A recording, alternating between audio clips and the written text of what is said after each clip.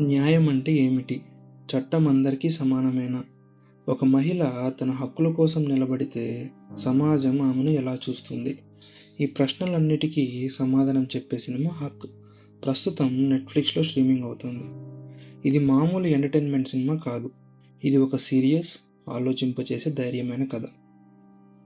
కథ విషయానికొస్తే ఈ కథలో మనకు పరిచయం అవుతుంది షాజియా బాను అనే ఒక మహిళ.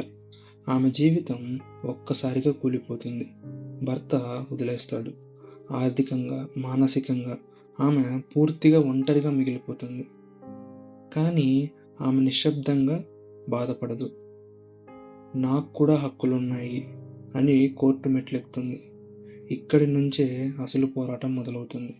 ఒక మహిళ వర్సెస్ ఒక వ్యవస్థ.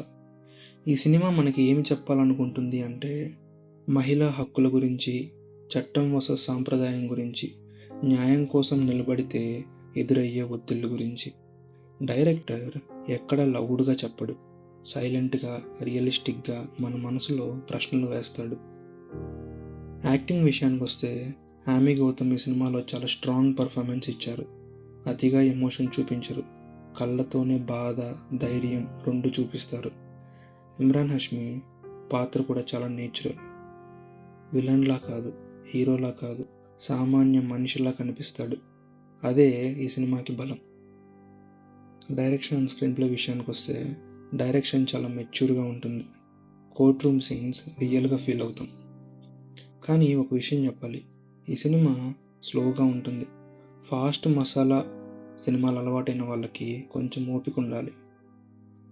కానీ ఓపిక పడితే మాత్రం సినిమా మిమ్మల్ని చాలా బాగా అలరిస్తుంది.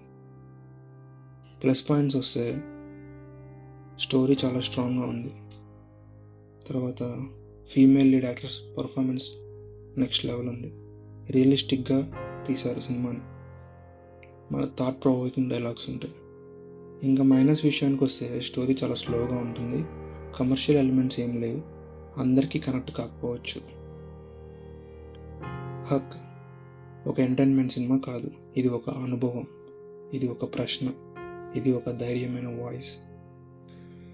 మీకు మీనింగ్ఫుల్ సినిమాలు ఇష్టమైతే, రియల్ స్టోరీస్ నచ్చితే, సమాజంపై ఆలోచించే కథలు కావాలంటే ఈ సినిమా ఖచ్చితంగా చూడాల్సిందే. మీరు ఈ సినిమా చూసారా? షాజియా పోరాటం మీద మీ అభిప్రాయం ఏంటి? కమెంట్స్లో చెప్పండి.